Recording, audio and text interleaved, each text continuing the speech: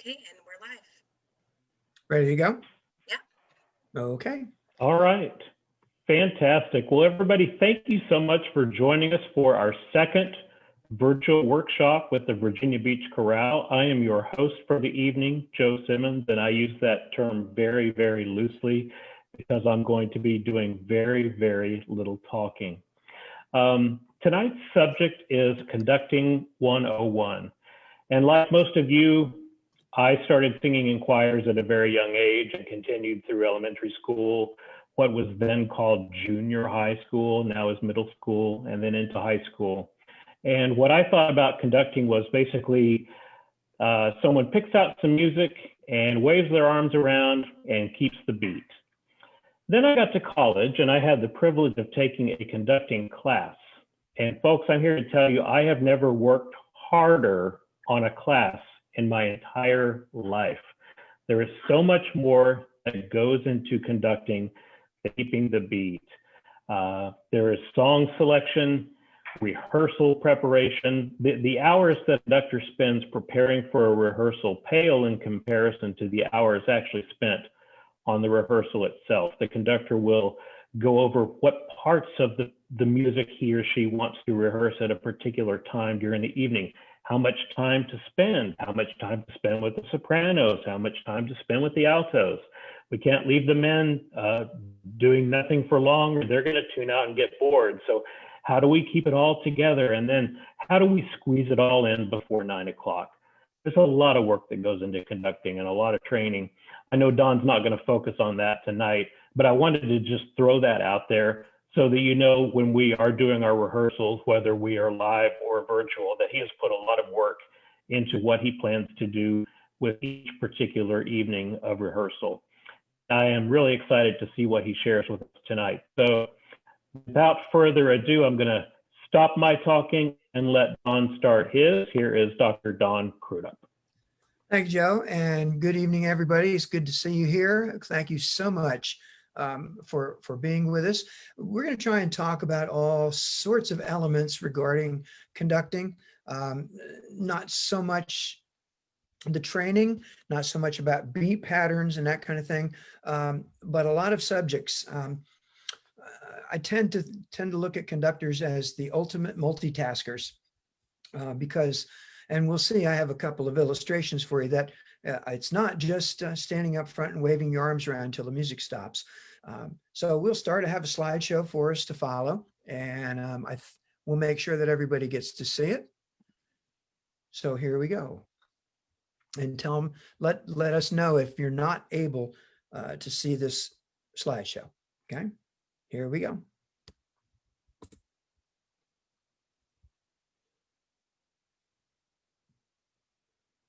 Does take a minute to get started.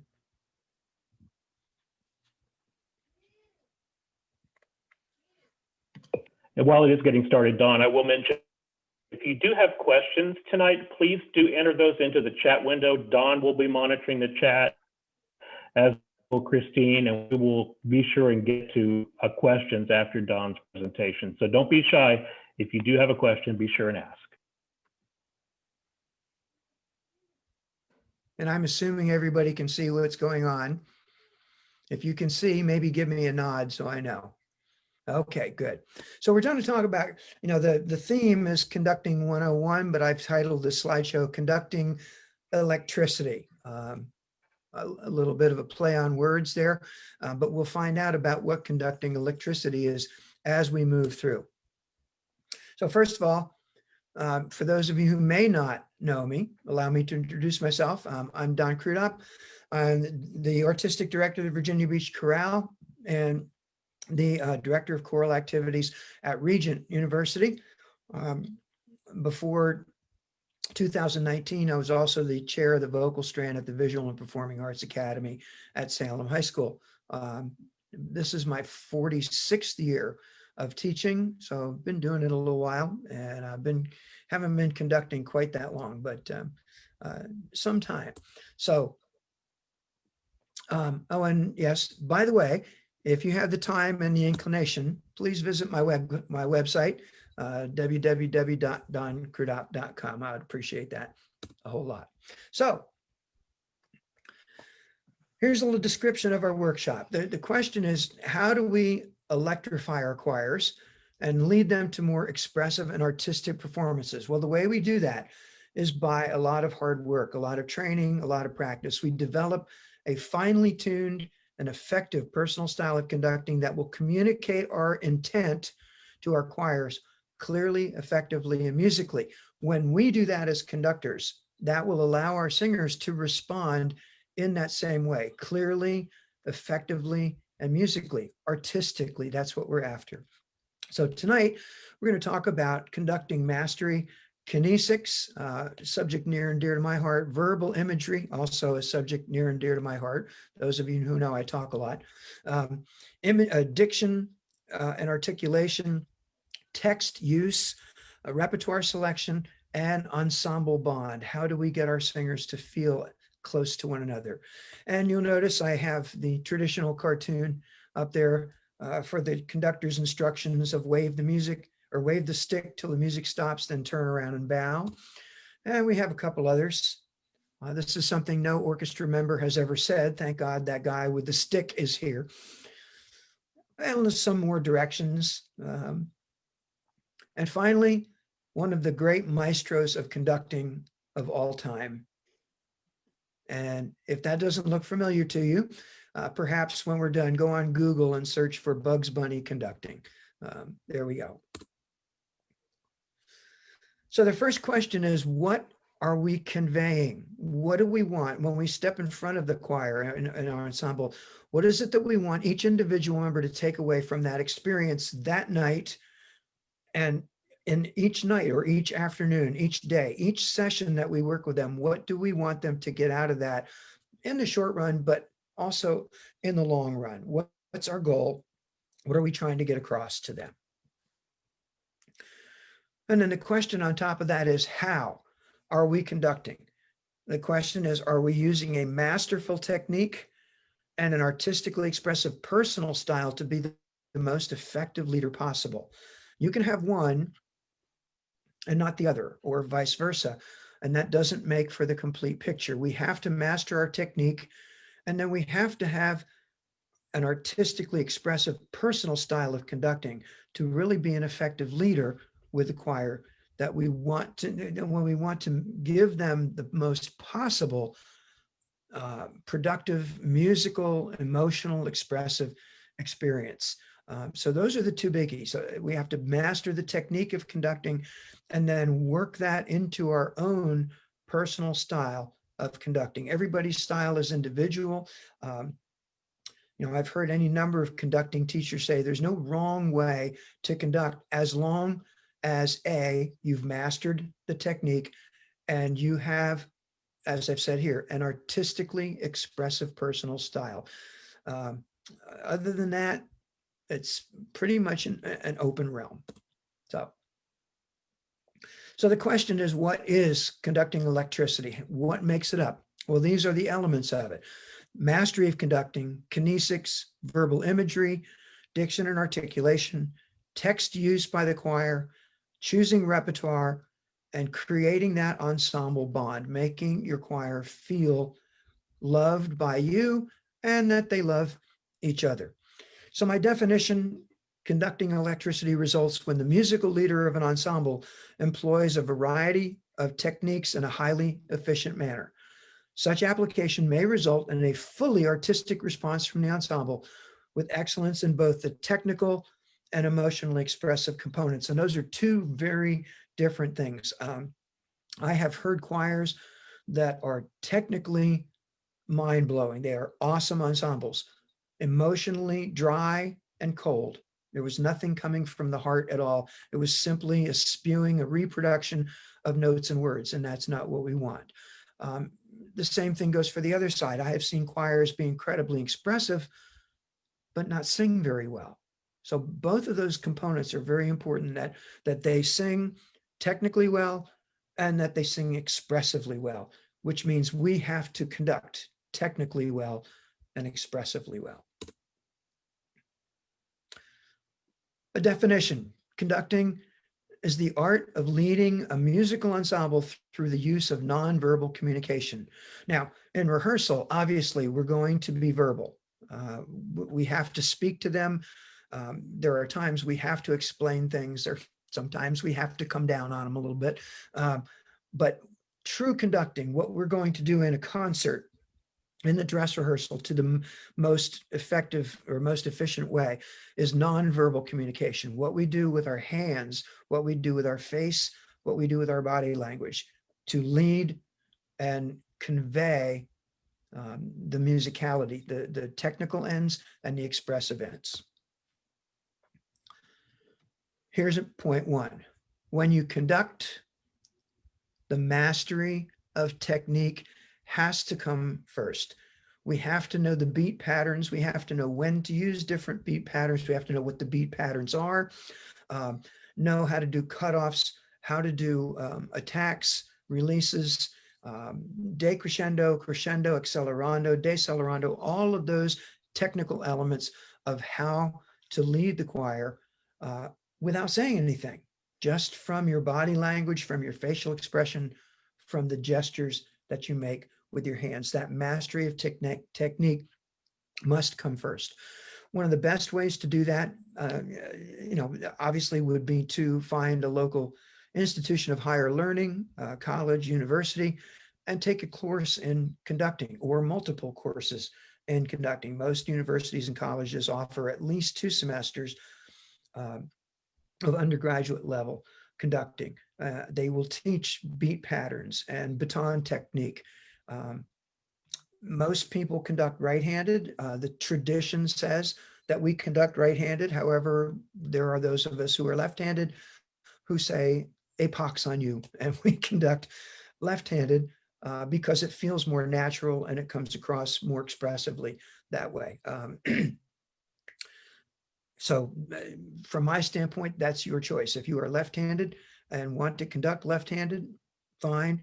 If you want to go with the traditional route and learn how to conduct right-handed, that's also well done. And congratulations, my left hand still works better than my right hand, even after all these years. So, but that mastery of technique, so important that we master that so we can move forward with the basics. Now, here's why I say we are multitaskers. These are the contact points, the technical aspects, beat patterns, notes, rests, the rhythms, dynamics, melody, harmonies, textures of the piece, tempo, how fast or how slow, the meter, what time signature is it in, what keys, maybe we have changes of keys in there. What are the voice ranges you're working with? Working with a choir of 5th graders is different than working with a choir of 12th graders, is different than working with a choir of college voices, is different than working with a group of adults. We need to know how those voice ranges work and where they go. Attacks and releases, bringing the parts in, cutting them off at the appropriate time in the right way. We need to be concerned with vowels, consonants, words, and combinations of all of those things. We need to make sure our phrases are clear and understandable by the audience, that we consider the breadth of how we take phrases, and we'll talk about that when we get to diction. And finally, historical and stylistic considerations. If you're singing on your concert, if you happen to be singing a Renaissance piece, followed by something from the Romantic period, there are very different historical and stylistic elements to those 2 pieces. The idea of tone control in a Renaissance piece is very, very different than most music from the Romantic period. So you have to be aware of the appropriate use of the voice in historical singing and difference in styles. You're not going to sing a jazz ballad with the same style that you would sing a spiritual. You're not going to sing a pop song the same way that you would sing an art song from the Romantic period. So we have to be aware of all those considerations. So those are technical aspects. And again, I go back to multitasking. Very often we have to be addressing many of those simultaneously. You can't separate necessarily notes and rests and rhythms. It's tough to separate melody and harmony. So we have to be attacking those and approaching those and addressing those very often multiple times and simultaneously. That's just the technical element. Then we have what I call the sparks or the expressive aspects. And again, we have to do these simultaneously. The message of the song, which includes the emotions within that song. What are the emotions that we are feeling from that song? What are we reflecting in our facial expression and our body language? And if you've sung with me, you know that's one of my big things, is that we share the emotion through our face, through our body language. If you're singing a joyful piece of music and your face is just deadpan, then basically you're lying. You're not being truthful to the audience. If you're singing a song about a lost love, then your face and your body need to reflect the emotion there. If we're singing about a baby, you want your emotion, your facial expression and your body language to express that mood. So we have to think about that as conductors. What are we doing with our body and our face and our hands to convey the emotion, the expression that we want from our choir? Then we have to look at ensemble unity. Is the choir singing as one unified body, or the soprano's doing one thing and the alto's doing another thing and the tenor's doing something else and the bass is doing their thing? We need to focus on the unity of that ensemble. And when the unity is together, then we have to project that unity as one complete entity. That includes, both for the conductor and for the ensemble, those three bottom aspects: physical involvement with the music, mental involvement with the music, and emotional involvement with the music. Again, those of you who've sung with me know I say the head, the instrument, and sing from the heart. Okay. If any of those three elements are missing, we're not creating music. We're just simply spewing out a reproduction of the spots on the page. We have to be physically involved, both as a conductor and as a singer or player. We have to be mentally involved. If we're not thinking, if we're just on cruise control, we're not going to be able to communicate and completely be involved in the music. And if we're not emotionally involved, then we're just lying. So as the conductor, again, with the technical aspects, on top of that, we have to be approaching these expressive aspects to understand how to completely get that music, not just notes and words, but the music out. It's just incredibly important for us to be aware of those things and to address those things. Kinesics, not necessarily a word that's familiar to a lot of people. It resembles kinesthetics, but a different approach. Kinesics is the study and application of gesture in relation to nonverbal communication.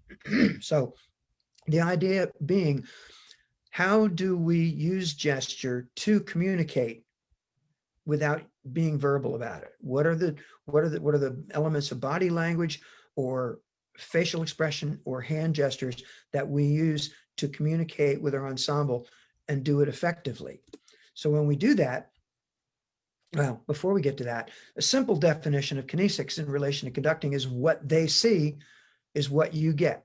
And that comes from Professor Rodney Eichenberger's video of the same name. And if you'd like to explore that, it's Hinshaw Music. You can go on the web and find it. Hinshaw Music number VH101. He recorded it in 1994. Rodney Eichenberger is the professor emeritus of Florida State University. He was in charge of the choral department. He was succeeded by Dr. Andre Thomas, who's just retired. Wonderful school for choral music and learning how to be a wonderful choral conductor. But Professor Eichenberger recorded choirs responding to a specific technique of conducting to see physically and orally how their sound would change. He had some people get up and conduct with a very, kind of manner to see what sound we get. He had some people get up and be very timid about it.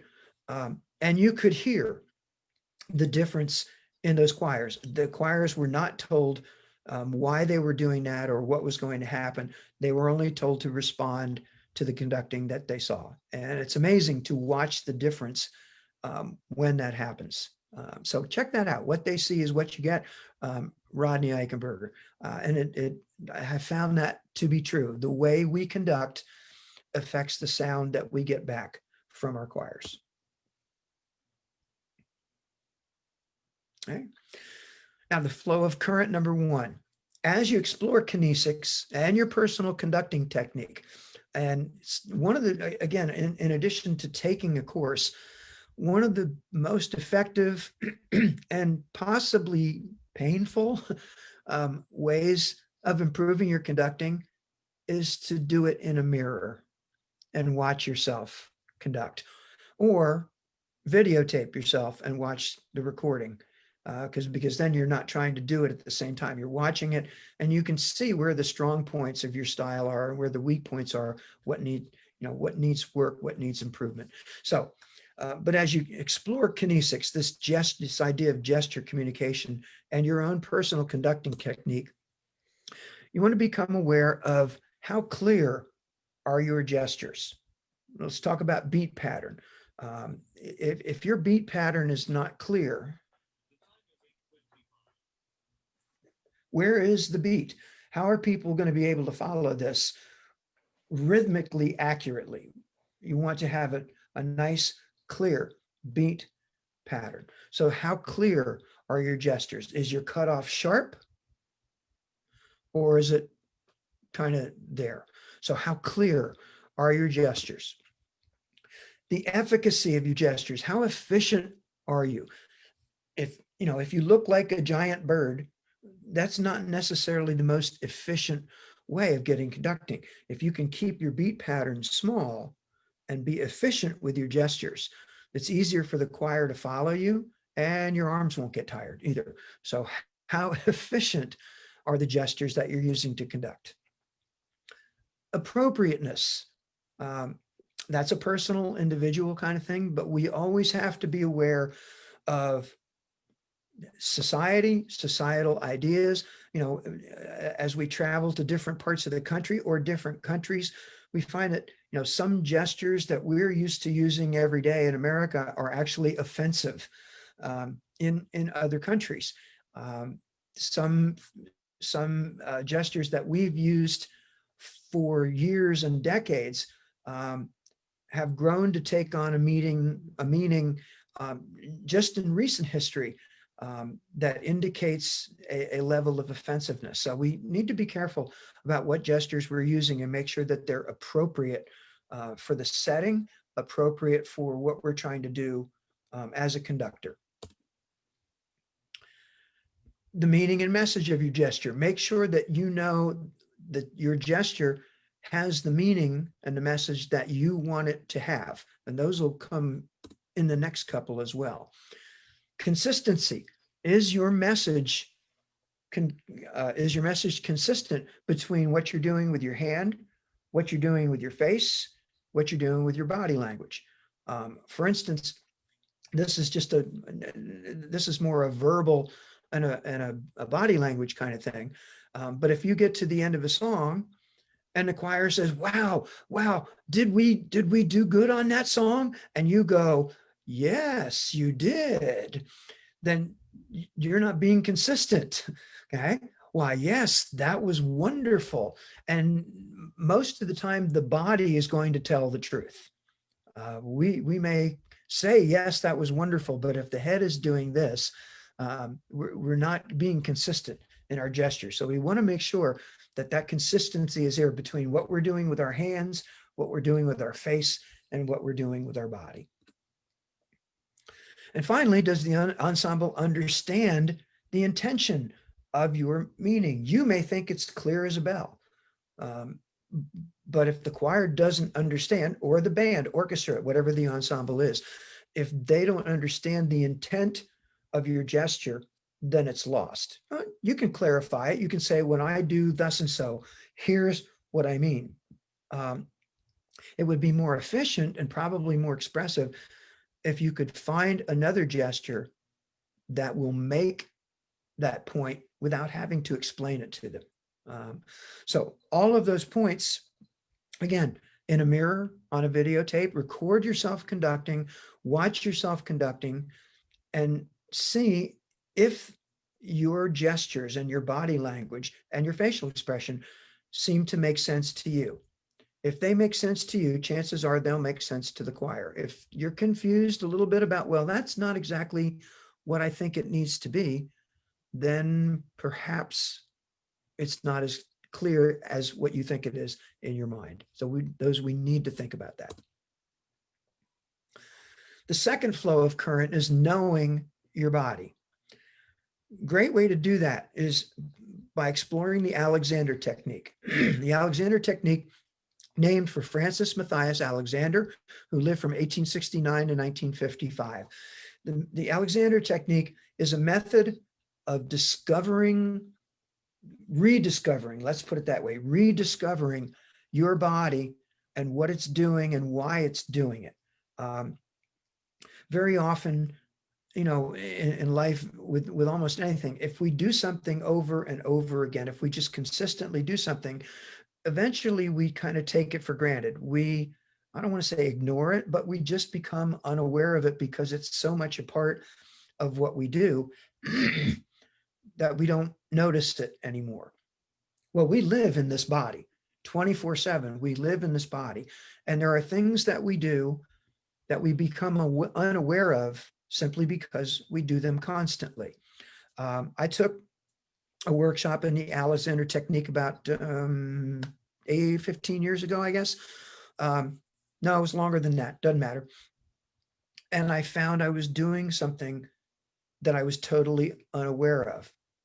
Was able to discover why. Whether I fixed it or not, I don't know. But the gentleman who was running the session would go around and just a little touch here and there and focus on your body and say, do you notice that you're doing this? Do you notice that your body is doing this particular motion or holding this particular posture? And when he got to me, he said, do you notice that you're throwing your shoulders back and your chest out? And I wasn't noticing it, but as soon as he said that, it clicked into me why I was doing that. At the time, Salem High School was built to hold 2,000 students. When I took that workshop, Salem High School housed almost 3,000 students. The halls were incredibly overcrowded. A building built for 2,000, housing 1,000 more. So I found that on my way from the chorus room down to the office, because the hall was so crowded, I had a tendency to go, and I threw my shoulders back and my chest out and just walked down the hall like I had somewhere to go. And I did it enough that it just became part of my posture. Hadn't noticed it, but as soon as he said, do you notice that you're throwing your shoulders back and throwing your chest forward? I said, yep. And I know why I'm doing it because I immediately felt myself in the hall. So, but we get to the point with our bodies, we don't notice the things that we're doing. Are we slouching? Are we walking in a particular way? The Alexander technique is a way to rediscover our body space and what we're doing with our body and how we're reacting to different situations. I know there's at least one Alexander clinician in the Hampton Roads area. I forget his name off the top of my head, but I will look for it. And if you're interested, I can get you in contact with him. But it's interesting to find out what we're doing with our body. So now, verbal imagery, using words to create mood-specific concepts or ideas. Again, not really a specific conducting practice. However, Mark Twain, great man. The difference between finding the right word and almost the right word is the difference, same as the difference between lightning and lightning bug. That big a difference of finding the right word and almost the right word. And that's true. If it's not really the word I want, this is the word. And all of a sudden things just click in. So again, this isn't a specific conducting practice, but it is, as you can see by the graphic, a piece of the puzzle that we can use to put together. So we can use verbal imagery to create a desired ensemble mood. Maybe we take a minute and talk about a song, talk about the meaning behind the song. I know when a number of years ago, the Salem Madrigals were doing a song called In Remembrance, and it's based on a poem that goes, "Do not stand at my grave and weep. I am not there. I do not sleep." And then it goes through any number of I am this, I am the golden grain, I am this sparkle on the snow. And it ends with the line, "Do not stand at my grave and cry. I am not there. I did not die." And they had the notes and the words down, they had the rhythms down, and it sounded nice, but it wasn't heartfelt. Well, coincidentally, about the time that we were doing that song, the movie Ghost had come out with Patrick Swayze and Demi Moore and Whoopi Goldberg. And if you're familiar with that movie, you know where this is going. If you're not familiar with the movie, Patrick Swayze and Demi Moore were married. He was murdered and became a spirit. He didn't quite make the crossover, became a spirit, and found that they also planned to murder Demi Moore. And he spent the whole rest of the movie trying to cross over to get back to her, to warn her about what's going to happen. Ended up going through Whoopi Goldberg. Whoopi Goldberg was playing what we thought was a fake psychic. As it turned out, she really did have a gift for psychic. And he managed to contact her. Movie goes on. And finally, at the end, at the beginning of the movie, Demi Moore would say to Patrick Swayze, "I love you." And he would say, "Ditto." And he spent the whole movie trying to get back to her, to warn her about that, and to just let her know how he felt. And finally, at the end of the movie, he was able to cross that barrier and one more time have communication with her. And she said, "I love you," or he said, "I love you," finally. And she said, "Ditto." And as he turned around, you could see, go to the light kind of thing. So we spoke of that movie and the emotions behind losing a loved one, and how they're never really gone. That soul is still sitting just above your shoulder, and they will always be there for you. And then we sang that song. And I think it was 2 weeks before we could get through it without somebody tearing up because it became so emotional for them. That's the kind of ensemble mood that we want to create in a particular piece of music. We can use verbal imagery to clarify instructions. Somebody in Chorale has called me the adjective king because I like using adjectives to describe the sound that I want, to clarify the instructions that I've given. So yeah, use verbal imagery, use a picture to clarify the instructions. Same thing, provide options for mood creation. The story behind Ghost was a great option for mood creation. You can use it to clarify or amplify your gestural intention. Again, if the gesture is not really clear, use verbal imagery to clear it up, clarify it, or make it stronger. When I do this, I mean even more of thus and so. And finally, to give the ensemble deeper insight into the song. Dan Gothrop wrote an incredibly intense piece of music called Watch With Me. It basically goes from after the Last Supper through the crucifixion.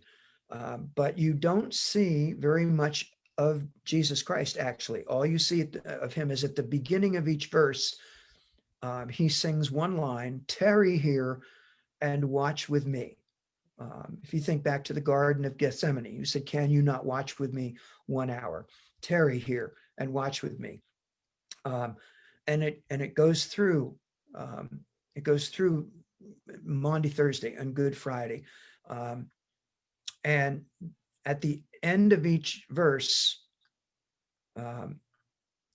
the disciples have a line, and it changes just a little bit at the end of each verse. The first one is, and if you'll remember, as Jesus prayed in the Garden of Gethsemane, he prayed so hard that he sweat blood. And the line at the end of the first phrase, or the first verse, is, and as he bled, we slept. And then we go through the second verse, and it ends with the disciple saying, and as he pled, we slept. And then we go through the third verse, and the story is a kiss, betrayal, the cross, the hour is at hand. And the song ends with the disciple singing, and as it fled, we slept. So we talk through that story and find a way to offer the choir deeper ensemble insight into the emotions of the song. What's going on in that song? What is the story? What are the emotions? How can we make them even more intense? That's a tool of verbal imagery. Yes, text and diction. Those of you who sing with me know me and and my fixation on text and diction. And that's why right there, the primary advantage that singers have over instrumentalists in the creation of music is words. Instrumentalists don't have that. You can be the best trombone player in the world, but if the instrument is at your mouth, you can't use words. Violinists might be able to use words, but it's a little tricky. No, cello, sure. String bass, sure. But for the most part, they have a lot of advantages over us. Instruments can outplay singers. Those of us who've sung against instruments know.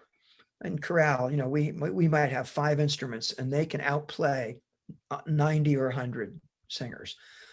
Heck, 3 trumpets can outplay 50 singers, but they don't have words.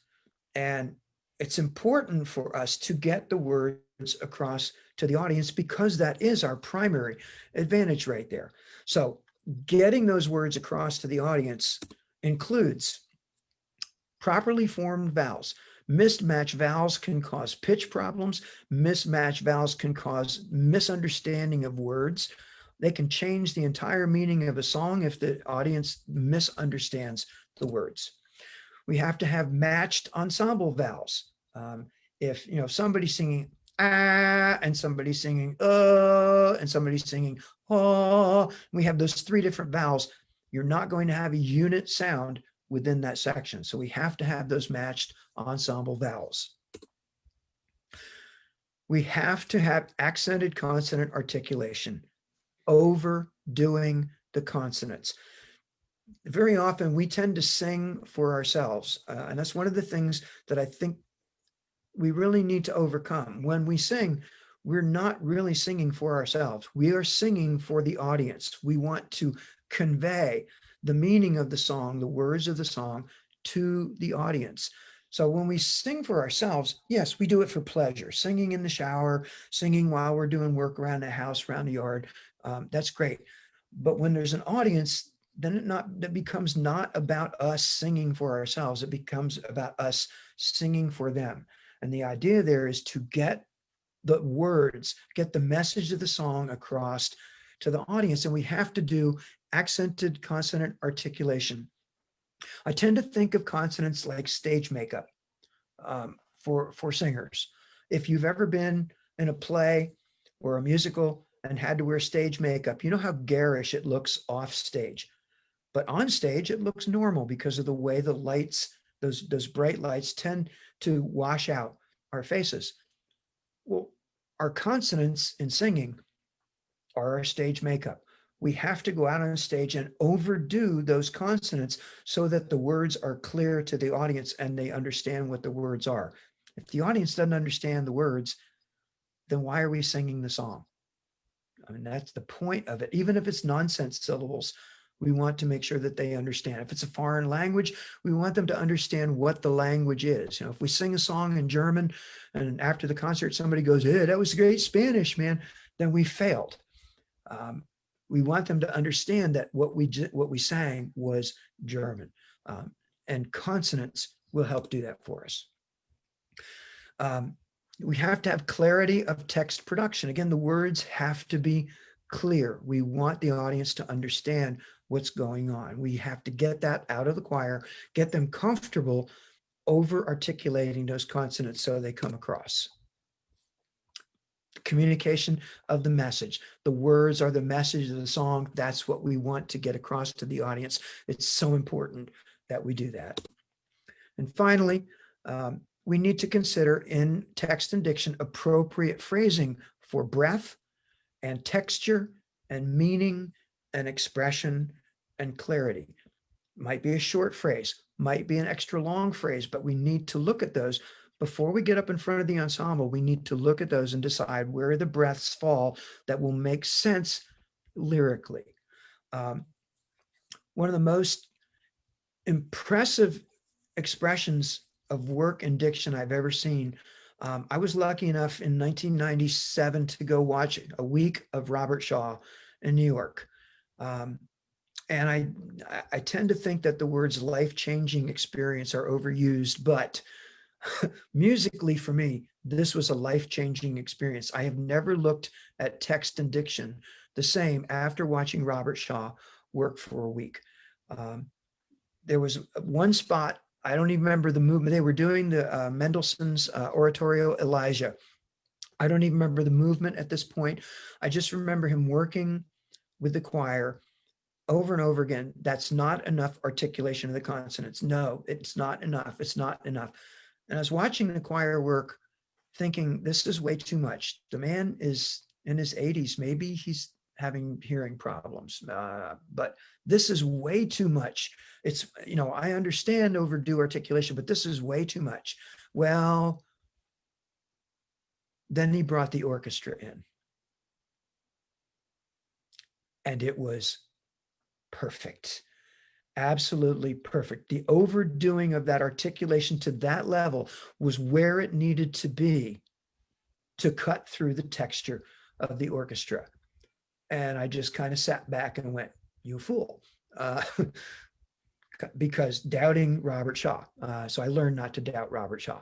And the words were clear. They came across understandably, even though we knew from watching them that the choir, the articulation the choir was doing was way overdone, but it had to be that overdone to cut through the texture of the instruments. So incredibly important part of what we do as conductors is pulling that, because it's uncomfortable. And again, those of you who've sung with me know, if you don't feel stupid, it ain't right. We've got to get to the point where we're willing to step out of that comfort zone. And as conductors, we have to be able to get our vocalists comfortable with stepping out of that comfort zone and being willing to overdo that articulation to the point where it feels uncomfortable, where it feels a little stupid. But text and diction, just such an incredible part of what we do as conductors to get that music.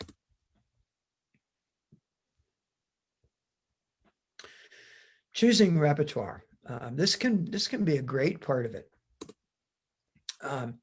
As a musical leader, as the conductor, it's mostly going to be your responsibility to select repertoire for your ensemble. Wow, this is a chance for your unique music personality to shine. Find those songs that thrill you, that challenge you. This is your chance. Now, the selection of that repertoire could depend on the setting, where you're singing, what's the purpose of your, of the concert, what's the purpose of your ensemble. If you are in, let's say, the Hampton Roads Baroque Ensemble, you're probably not going to be singing 20th century music. You're going to be singing Baroque music, which means as the conductor, you choose Baroque music. Or it could be the theme of a particular concert. Our Virginia Beach Chorale concert this December was supposed to have been hot chocolate and cinema sticks, music from the movies, Christmas music from the movies. So it would have been, and it will be, this will be our Christmas concert next Christmas. It'll be my job to find music, Christmas music from the movies. A challenge, but should be a good one. So when you pick music, you want to choose selections that play to the strengths of your ensemble, but at the same time, find some that will challenge them, and do the same for yourself. You know, pick songs that you enjoy, but then pick a song or two that will challenge you as a conductor. I think it was 2010 or 11. I had a song I'd been waiting years to do by Benjamin Britten called Advanced Democracy, 6 parts, a cappella. It was a warning. It was a warning from Winston Churchill to America about the growth of power of Adolf Hitler. Incredibly intense song. It was a challenge for the chorale at that time. It was a challenge for me. I sang it in my regional choir in high school, and I knew that that really required mature voices to sing, and it required a good number of mature voices to sing. So I waited from that was probably 1970 until 2010 or 11 to find the right choir to sing that song. That was a challenge for them. It was a challenge for me.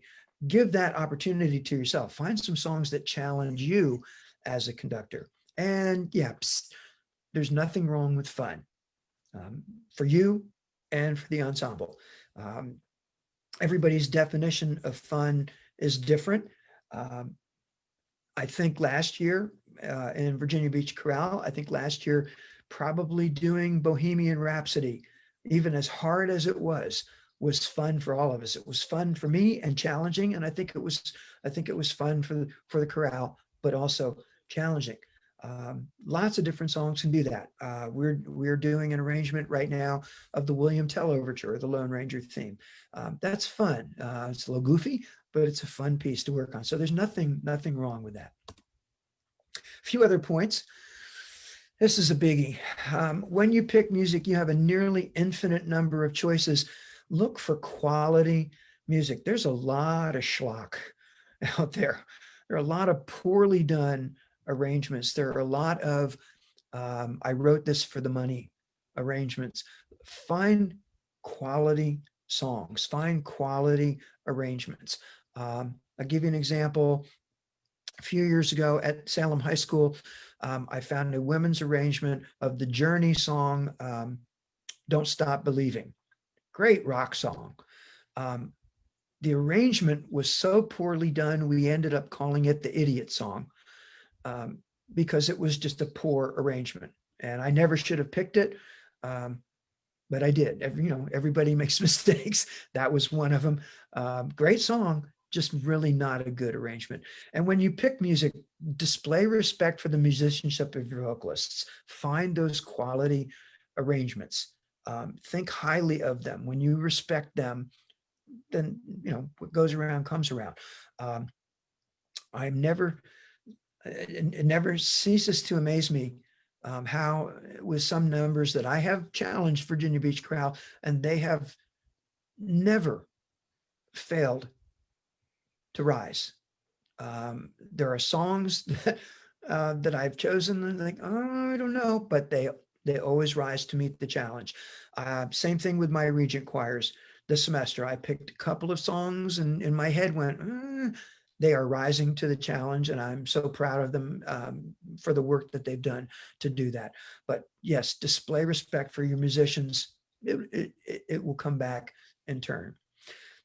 As in lots of places in life, variety is an excellent option. Don't pick all the same thing. Look for lots of different things, even within the same genre. If you're picking spirituals, maybe pick an up-tempo and a slow number. You can find a wide variety in anyone's style, but look for variety there. If by any chance you're not the sole decision maker, if you happen to be on a committee, sometimes that happens in church choirs. You end up being on the committee that picks music. Be collaborative and be open, because we can always learn new stuff too. There's new music out there. There's music that we aren't familiar with and we can find it. But make sure that you stay true to the primary focus of your ensemble or for your institution. If your church is a strong believer in traditional church music, this may not be the time to throw out the praise and worship music. If the ensemble is the Baroque choir, this is probably not the time to give them a Charles Ives or a Daniel Pinkham 20th century piece. Stay true to the primary focus of the ensemble and the institution. Okay. There it is. Be open to suggestions and new ideas from your vocalists. I want to say 2016 for our Christmas concert at Virginia Beach Chorale, we just put it out for a vote. What are your favorite Christmas songs? And we titled it somewhere in my memory, Christmas favorites of the Virginia Beach Chorale. And we just took everybody's votes and found, I think, 12 or 14 of the songs that got the highest number of votes and went that way. Open to suggestions, and I'm always open to suggestions to look at new ideas and new music. This is a biggie. Be prepared to spend hours searching for the right songs and arrangements. Like I said, there's a lot of schlock out there. There are a lot of bad arrangements. Study them, listen to them. You know, you can find almost a performance of almost anything on YouTube. J.W. Pepper now has recordings of almost every song that they sell. Be prepared to spend hours. As Joe mentioned at the beginning, the amount of prep that we need to do as conductors. If you've ever seen, there's a poster, a meme on the web, and it's a cutaway picture of an iceberg. And you see the water level here, and there's about that much of the iceberg above the water and that much below the water. And the meme is labeled the performance, the rehearsal. Well, the same thing goes for us. The preparation, the rehearsal. You know, probably prepared to spend three times the amount of time preparing for rehearsal as you actually have in rehearsal. Going over music, marking music, practicing what you're going to conduct. It takes a long time. It's a lot of time to put in there that nobody sees, but it's something that we have to do. When you're picking music, pick it with the program in mind and the timeline of the program. How will each individual song fit into the progression of the concert and the timeline of your performance? You probably don't want to do 5 ballads in a row. You don't want to do 5 songs in a minor key in a row. You know, find the way the songs fit together to create a nice, fully done puzzle, a coherent timeline that leads from one into the other. And then choose songs that fit your choir, that fit their voices, that fit their ages, fit the demographic, whatever it may be. You don't want to try and shoehorn your choir into a song because when we sang it in college and it was great. That's not a reason to pick a song for that particular choir. Again, I'll go back to Advanced Democracy. That song really, in my humble opinion, that song is not meant for high school voices. That song is meant for mature adult voices. So I waited 40 years to be able to conduct that song with the voices that I believed it needs. The idea is find your choir and then pick the songs that fit those voices. I've tried to do that at Regent. I don't pick music until I know who's in the choir and I've listened to each of them sing. And then I can go pick music that fits their voices. So we need to be aware of that. Now, just for general, a few of my favorite songs, Forever and Ever, Amen. G, Sing Me to Heaven. You'd never guess that one. Joseph Martin's The Awakening, amazing piece of music. The Coolin, part of a triptych by Samuel Barber, an absolutely beautiful love song. Chorale, folks, Sing to Me. Wow, incredible piece by Joseph Martin. Chorale Academy, Sala Madrigals, the Alleluia, Ralph Manuel. The O Magnum Mysterium by Tomas Vittoria, beautiful piece of Christmas music. Philip Stopford's Ave Verum, relatively new piece, less than 10 years old, beautiful composition. There it is, Advanced Democracy. Sally Albrecht's arrangement of Bugler's Holiday. Yes, she wrote Bugler's Holiday for choir. We've done it at the Academy. Chorale has done it. Fun piece. I think it's fun anyhow. Jean Berger's All Things That Rise Will Fall. Beautiful piece of music by Jean Berger. A few others. There it is, Watch With Me, the one that I spoke of earlier that's about the Maundy Thursday through the crucifixion. Philip Lawson from the Kingsingers, his arrangement of Toto's Africa. Amazing setting. Look at the World by John Rutter for adult choir and children's choir. Beautiful piece of music and one of my favorites to conduct.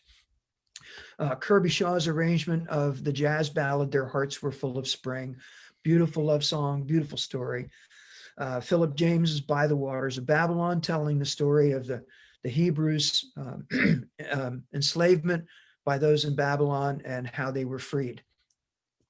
There Is No Rose by Z. Randall Stroop. Beautiful women's chorus piece, Christmas song, absolutely gorgeous piece of music. The Salem Madrigals theme song, May the Good Lord Bless and Keep You, one of my favorites ever. I still tear up when I think about it. The Academy theme song, For We Wish You Music, and of course our chorale theme song, Our Wish for You. So just some of my favorite songs. And we reach ensemble bond. This is important that your choir feels close to each other. We're a team, maybe even a family, and how we lead them as conductors on and off the podium will have can have a significant impact on their artistry and emotional expressiveness that they're willing to display in performance. If you've mastered your craft as a conductor and earned their trust and earned their confidence, they'll feel more comfortable allowing their expressiveness to shine. If you've shown them that you're in control, so they're in control, they will relax and they'll allow themselves to express what's inside the music. This may be more important than the musical elements, that we give them this feeling of closeness, this feeling of unity, this feeling of family. One of the happiest musical experiences I've ever had is that picture on the slide, and that's from the 25-year alumni concert at Salem High School. It was in 2014, I can't remember, 14 or 15. We had almost 250 alumni, choral alumni from Salem and the Visual and Performing Arts Academy, who came together for a weekend for us to make music. And we all left with tears and smiles because it was such an incredible, the family came back together again. And it was an incredible experience that I'll never forget. So one of the main considerations in the actualization, making it really happen for this conducting electricity, is there has to be physical, mental, and emotional involvement by everybody. Conductor, accompanist, vocalists, instrumentalists, everybody has to be fully involved. It's our job as the conductor to ensure that full involvement by everybody. Yes, the singers, but by everybody, and ensure that they understand that how important their role is in creating a unique artistic and emotional experience. When they understand how important their job is, then they get to realize that it's also their job to transmit that involvement to the audience. When you think about us as conductors, the audience doesn't really see anything emotional from us. They're looking at our backs. It's the ensemble that transmits the emotion and the heartfelt feelings and the artistry to the audience. That's who does it. It's not us. We give it to them, but it's their job to transmit that out to the audience. And music, I've said this over and over again, music is not oral wallpaper. a long time ago, I learned not to sing while people are eating. Not a good idea. We just stopped. I sang in a barbershop quartet and we had a bad experience. We said, never again. We will never accept a gig where people are eating. And I've just kind of applied that to the rest of my choirs down the road. It is, however, the presentation of it is the end result of all these things: inspiration, creation, thought, passion, work, play, pleasure, pain, joy, sadness, gain, loss, elation, heartache, the complete range of human emotion by everybody who's involved. The composer has to be involved in writing that music from the heart. The arranger, when he takes an already written song and writes it for a different ensemble or in a different style. The conductor, the accompanist, if there's a soloist, the ensemble, and finally the audience. As a conductor and as a musician, our goal is not to provide the audience with an evening's entertainment. Yeah, we want to do that. We want them to come out and be entertained, but that's not our primary, our deeper goal. The goal is, through our complete and total musical involvement as performers, to affect them mentally, emotionally, and physically. Make them think, make them laugh, make them cry, make them ponder, make them sigh, make them remember, make them imagine, make them dream. We want to touch their minds, but most importantly, we want to touch their hearts with our music. As conductors, as performers, as singers. That's what music is all about. It's the communication that will touch people's hearts, to make them gasp at the end of a beautiful love song, to make them shed a tear because something's so beautiful, or because it's a sad song, but perhaps just because it's beautiful. That's the goal, to make them feel something. So if you think you want to follow up on this a little bit, here are some books that I'd recommend you can check out. I happen to like James Jordan's books, as you can see. Evoking Sound, The Conductor's Gesture, The Musician's Spirit, Musician's Breath. Dynamic Choral Conductors, a great book by Royal Stanton. Baton Basics. A lot of conductors use batons. I don't very often, but I do on occasion. Emotion in Choral Singing, awesome book. Conducting with Feeling by Frederick Harris, great book. Anthony Maiello, who is at George Mason University, Conducting Nuances, great book. Forging of the Conductor by Alberto Grau. Conductor's Toolbox is a great book. I just picked that up this year. The Conductor as Leader, back to James Jordan again, The Conductor as Prism, wonderful book. The Complete Conductor, that's kind of thick and a little dry, but good book. And then if you have trouble sleeping at night, you can read my doctoral dissertation. And I guarantee you'll get good sleep. But that's my dissertation right there. If you don't want books, here's some videos. Rodney Eichenberger's What They See Is What You Get. Don Nguyen's The Power of Words. Simon Carrington used to sing in the King Singers, awesome baritone. The Empowered Choral Rehearsal. Don Nguyen at UCLA, choral conducting master set. Again, James Jordan, The Anatomy of Conducting. They actually break down illustrations into skeletal illustrations to show you what your body's doing. Timothy Mount's Fine Tune Your Conducting Skills, Conducting from the Inside Out. Anton Armstrong from St. Olaf's College, an amazing conductor. Andre Thomas, again, just retired from Florida State. Body, Mind, Spirit, and Voice. And James Jordan, The Conductor's Gesture. Great videos.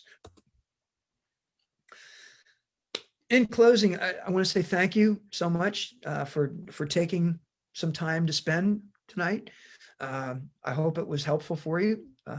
I don't see the chat window, so I'm hoping somebody's going to pick up some questions if we have any. But if you have questions or comments or suggestions, there's my email, dkrudop@mac.com. And again, please feel free to visit my website, donkrudop.com. We hope to still be holding auditions for Virginia Beach Chorale in January. So watch our webpage, virginiabeachchorale.com. Again, thanks for coming tonight. Thanks for spending some time with me.